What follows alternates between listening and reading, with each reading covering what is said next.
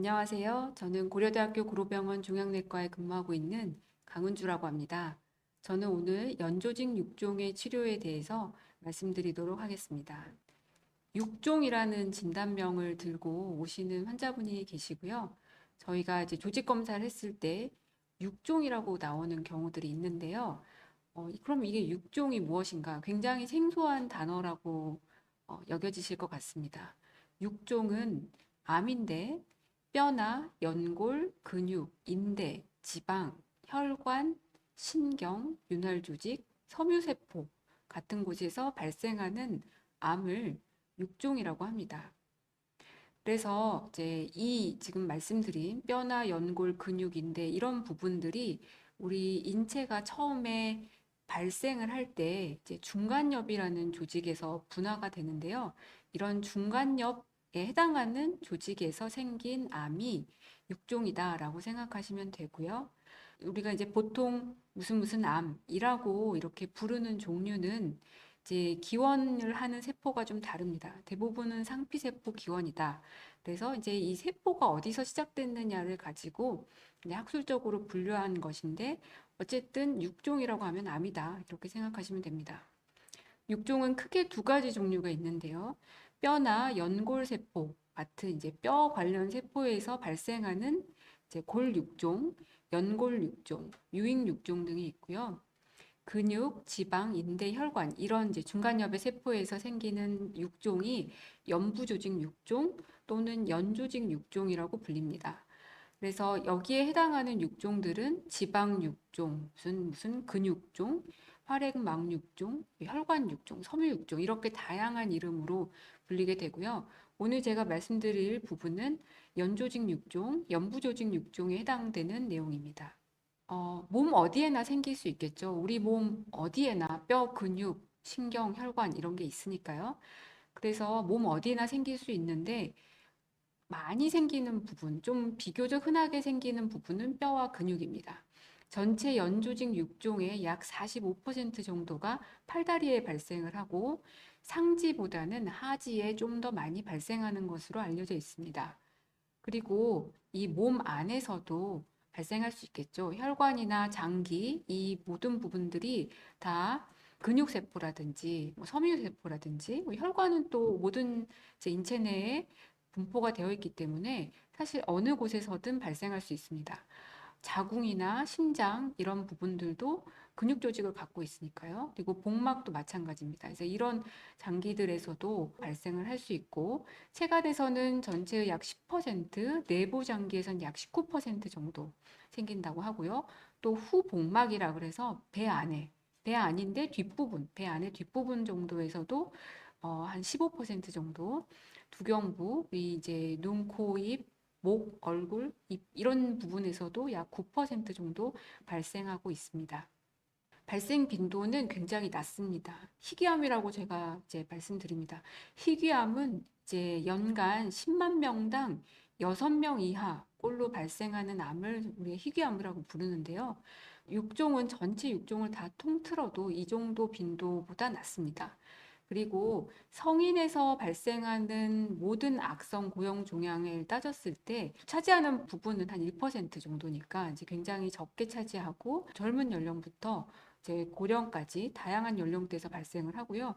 소아에서는 상피암이 비교적 덜 발생하고 육종 계열이 조금 더 발생하는 경향이 있습니다. 그래서 악성 종양의 약 15% 정도를 차지하고 있습니다. 그러면 우리나라에서는 얼마나 발생을 하느냐 보면 1년에 약 1000명 정도가 새로 진단된다고 하고요. 전체 암 발생의 약 0.4%를 차지하고 연간 연령 보정 발생률을 따져보면 10만 명당 3명 정도 발생하는 암입니다. 그럼 어떤 상황에서 왜 이런 이제 육종이 생기는가?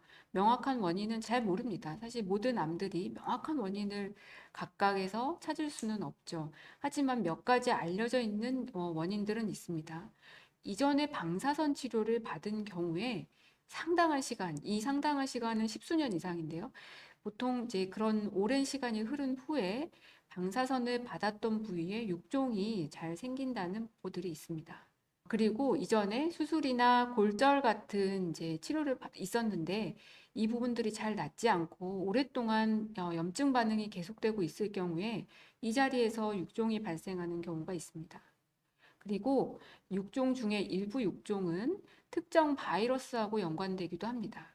그래서 뭐 카포시 육종 같은 경우는 휴먼 헐피스 바이러스 8과 관련돼 있다고 이제 알려져 있고요.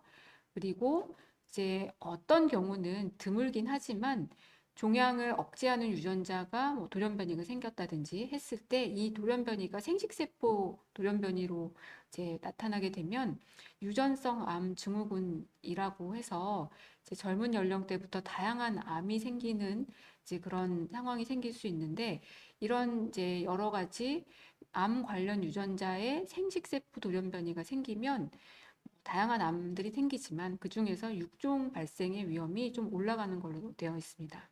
그래서 TP53의 생식세포 돌연변이와 관련된 리프라우메니 증후군이라든지 NF1 유전자, 이거 종양을 억제해주는 유전자거든요. 이 억제 유전자의 생식세포 돌연변이로 인해서 이제 신경섬유종증이 있는 환자들은 살면서 다양한 육종들이 생길 수 있습니다.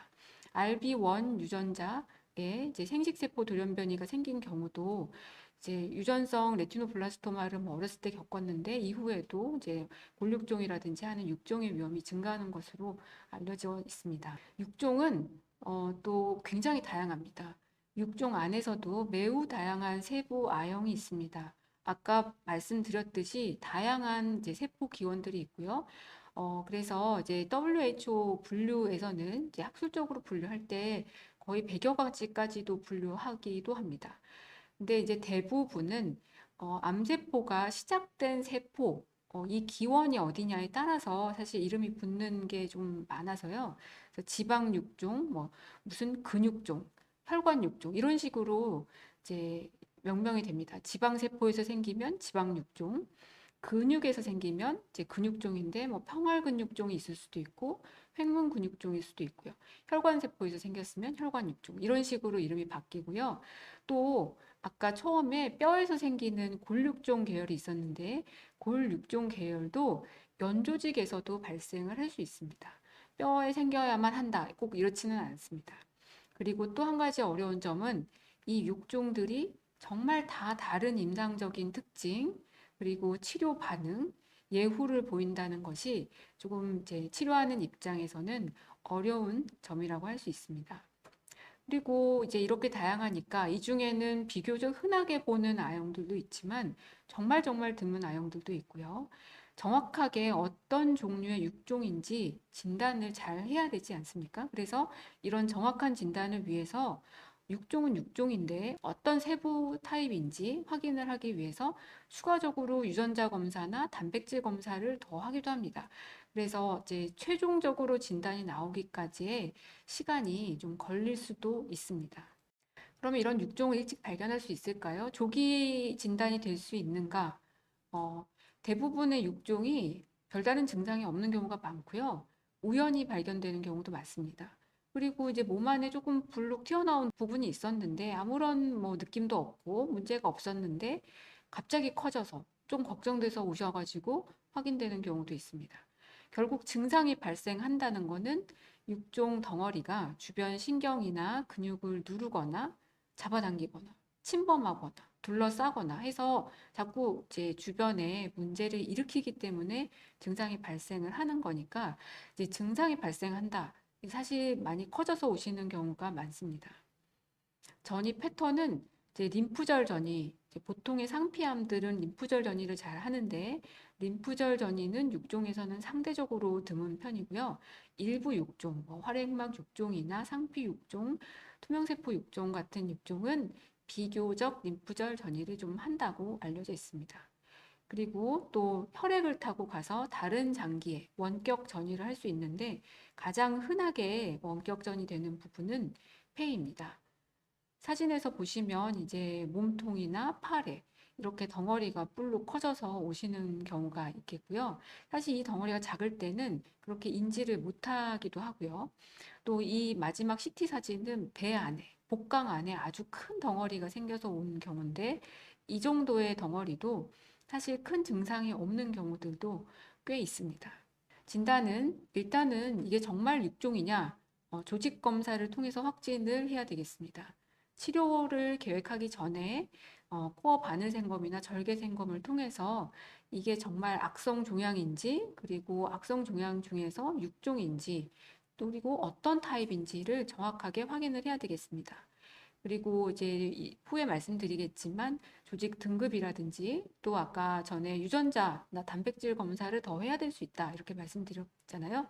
그래서 이런 검사들을 해서 정확한 진단을 내야 되기 때문에 조직 검사는 반드시 필요합니다. 그리고 이 종양이 악성 종양인지 또는 뭐 그렇게 심하지 않은 악성도가 높지 않은지에 따라서 수술의 범위도 차이가 날 수가 있기 때문에 수술을 대비해야 된다면 조직 검사 결과가 수술의 범위 결정에 있어서 굉장히 중요할 수 있습니다. 그리고 영상 검사는 덩어리가 있는 부분에 CT나 MRI가 필요하겠고 원격 전이가 있는지 봐야 되기 때문에 이제 해당 부위가 아닌 부분에 대한 영상 검사들을 통틀어서 다 확인해야 되겠습니다. 이제 1기냐, 2기냐, 3기냐, 4기냐 이렇게 병기가 궁금하실 텐데요. 이제 연조직 6종의 경우에 가장 널리 사용되는 병기 기준은 이제 AJCC라는 그룹에서 이제 만든 기준을 쓰고 있습니다. 이 그룹에서 기준으로 보는 것은 조직의 크기, 그러니까 첫 진단했을 때 이 덩어리의 크기, 그리고 림프절 전이가 주변에 있는가, 멀리 간 원격 전이가 있는가, 이 세 가지를 일단 따지고요.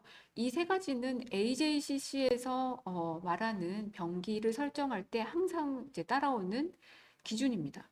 그런데 연조직 6종에 있어서는 한 가지를 더 봅니다. 조직학적 등급이라는 것을 병기 설정에 있어서 중요한 팩터로 넣어놨습니다. 그럼 이 등급이라는 게 뭐냐?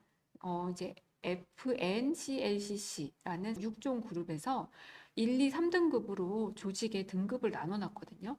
그래서 조직을 보시면 GX는 뭐 등급을 평가할 수 없는 거, G1, G2, G3 이렇게 이제 나눠놨는데 이거는 이제 병리학자가 암세포들을 직접 보고 이 암세포가 얼마나 잘 분화됐냐, 분화됐냐는 거는 모양이 좀 제대로 돼 있냐 이렇게 생각하시면 간단할 것 같고요. 세포 분열이나 또는 괴사 정도를 스코어링을 해서 1, 2, 3으로 나누는데 이제 1에서 3으로 갈수록 더 성질이 나쁜 것이다 이렇게 생각하시면 됩니다. 그래서 이런 그레이드 1, 2, 3를 병기 설정 기준으로 또 추가를 해 놓았습니다. 그래서 이제 이렇게 분화는 스코어를 1, 2, 3, 얼마나 이게 이제 마이토시스라 그래서 세포 분열에 관한 내용, 그리고 세포가 얼마나 괴사되었는지 이런 것들을 보고 이제 등급을 결국에는 결정을 하게 되고요. 그럼 등급을 결정하고 나면 어떻게 병기 설정을 하는가? 이제 쭉 보시면 첫 진단 시 암의 크기를 보면 이제 5cm보다 직경이 작으면 T1, 5에서 10cm면 T2, 10에서 15cm면 T3, 15cm 이상이면 T4입니다. 그러니까 진단 당시에 덩어리가 15cm 이상이었으면 T4 이렇게 이해하시면 되고 이 암이 주변에 림파선에 전이가 되었느냐 안 되었느냐 멀리 가 있는 원격 전이가 있느냐 없느냐에 따라서 이렇게 N1, M1 이런 식으로 설정을 하고 그걸 가지고 이제 조합을 해서 병기 1기부터 4기까지 나누게 됩니다. 보시면 이제 크기가 커지면 병기가 높아지고요. 림프절 전이가 있으면 병기가 높아집니다. 팔다리에 생긴 연조직 6종의 이제 병기 표인데 주변에 림프절 전이만 가도 4기, 원격 전이가 가면 4기입니다. 그리고 그레이드가 1등급이면 이제 크기가 조금 크더라도 1기가 되지만 등급이 그레이드 2나 그레이드 3로 가게 되면 스테이지, 병기가 높아지는 것을 아실 수가 있습니다. 후복막강, 배 안에 생긴 경우도 사실 마찬가지인데 뭐 조금의 차이가 있다면 주변 림파선 전이까지는 이제 3기로 설정을 하고 원격 전이가 있는 경우는 4기다. 이렇게 이해하시면 되겠습니다. 그래서 이제 결론적으로 크기, 주변 림프절 전이 멀리 갔느냐, 이 암세포 자체의 그레이드가 중요하다. 이렇게 이제 이해하시면 되겠습니다. 예후는 이게 정말 많은 조직의 A형이 있기 때문에 각각이 다 다릅니다. 사실 아주 천천히 자라는 육종부터 매우 공격적인 육종까지 분포되어 있습니다. 그래서 우리가 그나마 이 상황에서 예후를 예측할 수 있는 인자들은 첫 진단 시 크기, 그리고 조직학적 등급이 되고요. 마찬가지로 주변의 림파선 전이나 원격 전이 역시 예후 예측에 중요한 정보를 줍니다. 그래도 원격 전이가 되지 않은 경우는 완치 목표로 치료를 하게 되고요. 원격 전이가 된 환자들도 일부에서는 완치하기도 합니다. 모든 연조직 육종을 통틀어서 완치 목적의 수술을 받은 뒤에 재발하는 경우, 원격 전이 형태로 보통은 이제 재발하는데 약 4분의 1에서 원격 전이가 발생을 한다고 하고, 그럼 어떤 사람들이 원격 전이가 조금 더 발생하는가?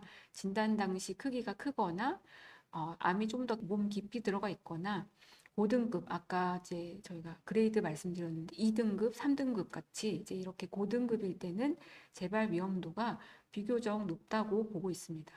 그래서 이제 치료를 계획할 때는 이제 1기, 2기, 3기, 4기도 중요하겠지만 사실은 중요하게 생각하는 것은 암이 존재하고 있는 위치, 그리고 범위, 그리고 아래 세 가지 기준입니다. 병기보다 이게 암이 국소적으로 한 군데에만 국한되어 있는가? 근데 이 중에서도 조금 더 넓게 퍼져 있는가? 그리고 원격 전이가 있는가? 이 세 가지가 사실 1, 2, 3, 4기보다 치료 계획에 있어서는 더 중요한 분류라고 할 수 있겠습니다. 일반적인 원칙은 그래서 이제 완전 절제가 가능한 상태인가? 이게 가장 중요하다는 것이고, 완전 절제를 우리가 노리려면 암이 진단 당시에 국소 부위에만 제한되어 있어야겠죠. 일단 먼저 생각하는 것은 수술입니다. 크기가 작고 저등급인 경우는 잘 수술하면 되게 잘 치료되고 완치되는 경우가 많습니다.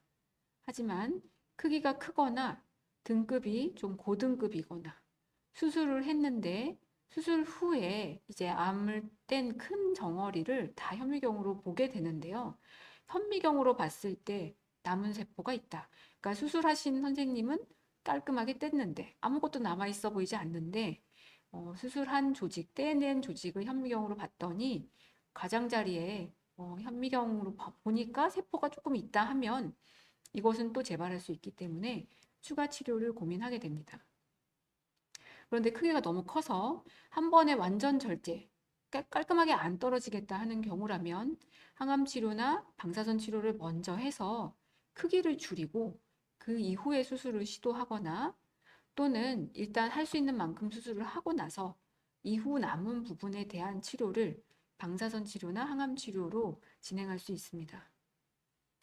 이미 원격 전이가 동반된 환자라면 이미 다른 데로 전이가 있으니까 이제 뭐 폐가 있을 수도 있고 간에 전이가 있을 수도 있고 뼈에 전이가 있을 수도 있는데, 이제 기본적으로는 이 모든 부분을 다 수술로 제거할 수가 없기 때문에 전신적인 약물 치료가 기본이 됩니다.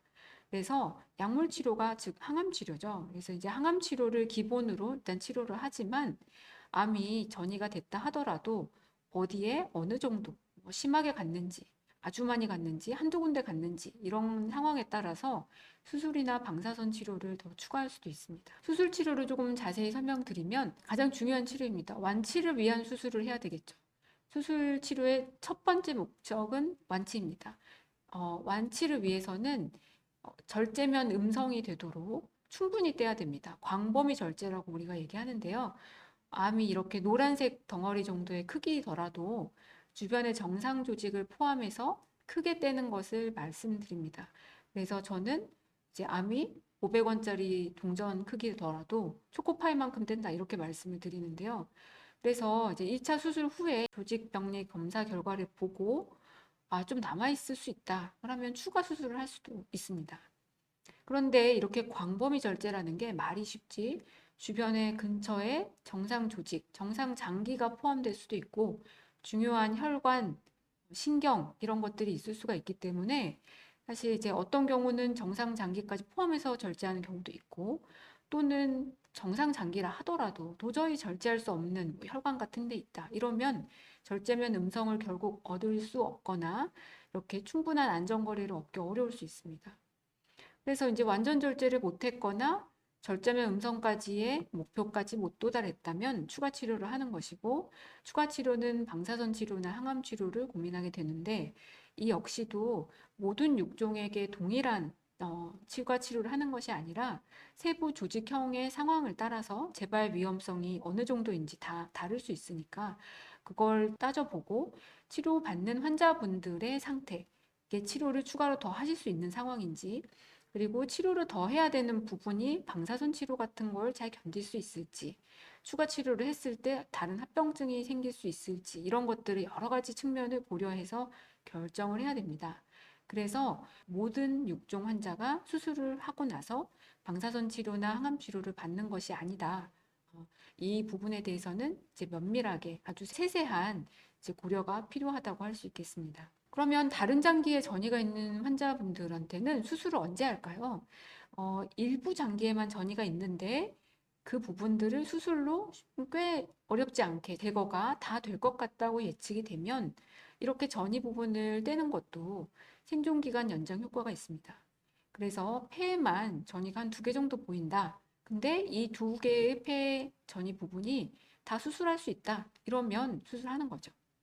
그런데 전이된 부분이 많아서 다 제거하지 못할 것으로 예측이 되거나 전이 제거 수술을 했을 때 또 이걸로 인해서 정상장기 문제가 생길 수 있는 상황에서는 고려하지 않겠죠. 뭐 간, 폐, 뼈 여러 군데 있는 경우에 이걸 다 제거할 수는 없을 것이고 또 전이가 있지만 전이된 곳을 제거하려니 중요 혈관을 다칠 위험이 높다. 그러면 제거를 못하게 되겠죠. 그리고 수술을 고려하는 또 다른 경우는 이제 증상 조절 목적으로 수술을 할 수 있습니다. 종괴가 정상 장기를 누르거나 막거나 하면 문제가 생기겠죠. 또 통증이나 출혈을 심하게 초래하는데 다른 치료 방법이 없을 때는 어쨌든 이걸 조절하기 위해서 수술을 합니다. 그러니까 이럴 때의 수술은 몸 안에 있는 암을 다 제거하겠다는 목표를 가지고 하는 것이 아니고 문제를 해결하겠다. 그걸 위해서 필요한 부분만 수술한다. 이렇게 그래서 수술을 했는데 남아있는 부분이 있을 수 있겠죠. 이렇게 수술을 하는 경우도 있습니다. 방사선 치료는 종양이 국소적인 부분에 있을 때 이제 여러 가지 목적으로 치료를 할 수 있습니다. 그래도 국소적인 범위 안에 있을 때는 일단 완치 목적의 치료를 생각하게 되는데요. 첫 번째는 이제 이 경우에 수술을 못 하시는 분들이 있습니다.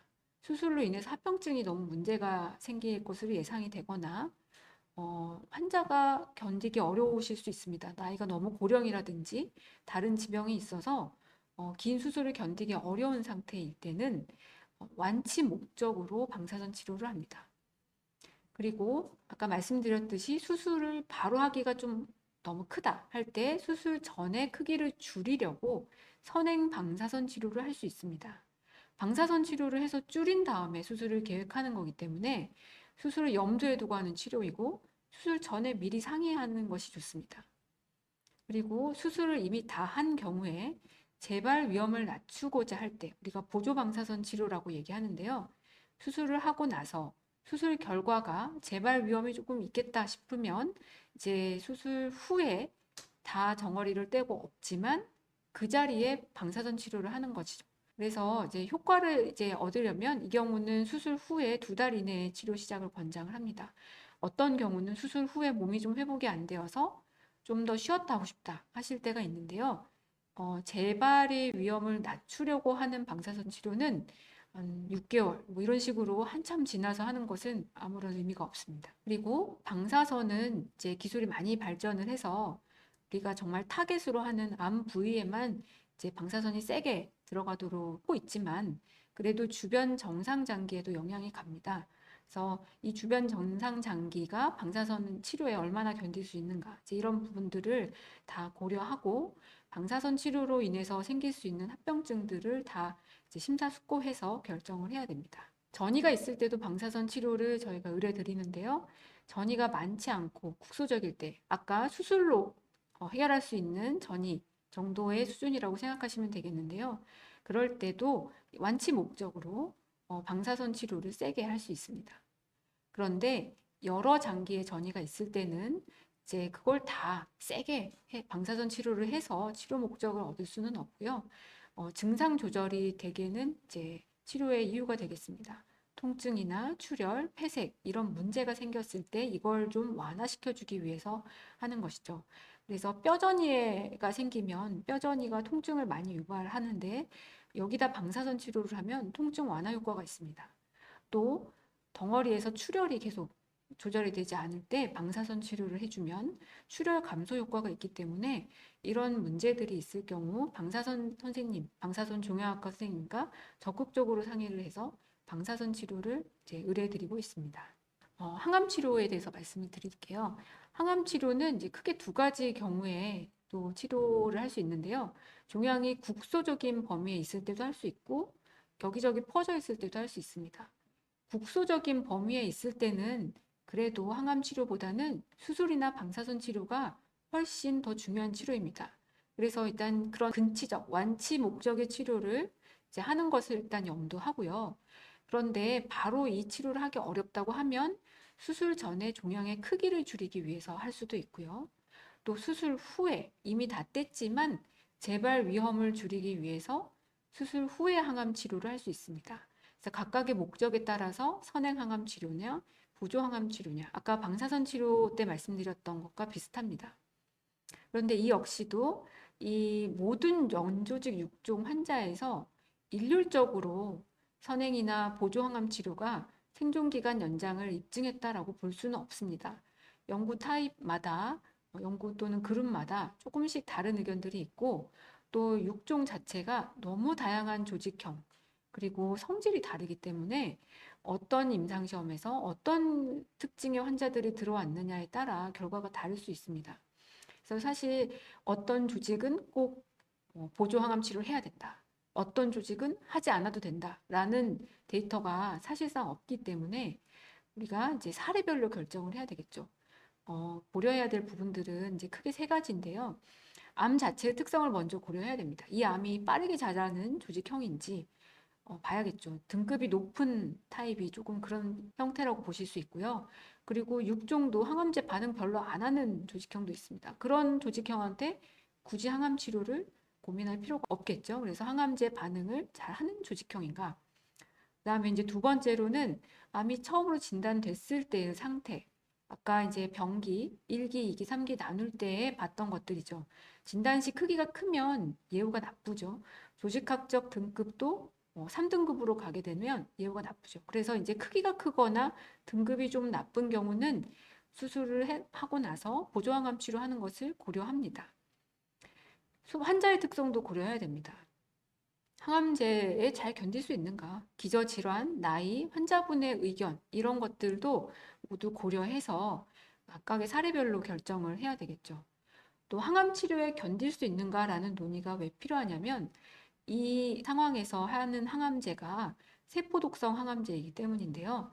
독소루비신이란 약이 대개는 아주 중요한 약입니다. 그래서 독소루비신 하나만 들어가거나 여기에다가 이포스파미드라는 약을 붙여서 두 개를 들어가거나 근데 둘 다 세포독성 항암제이기 때문에 너무 고령이거나 기저의 장기 기능이 좀 약하신 분들은 이 치료 약제의 독성을 좀 견디기 어려우실 수 있기 때문에 이런 부분들을 모두 고려할 필요가 있습니다. 그리고 여러 장기에 전이되어 있는 경우 여러 부분을 재발했을 때는 당연히 약물이 전신적으로 돌면서 효과를 줘야겠죠.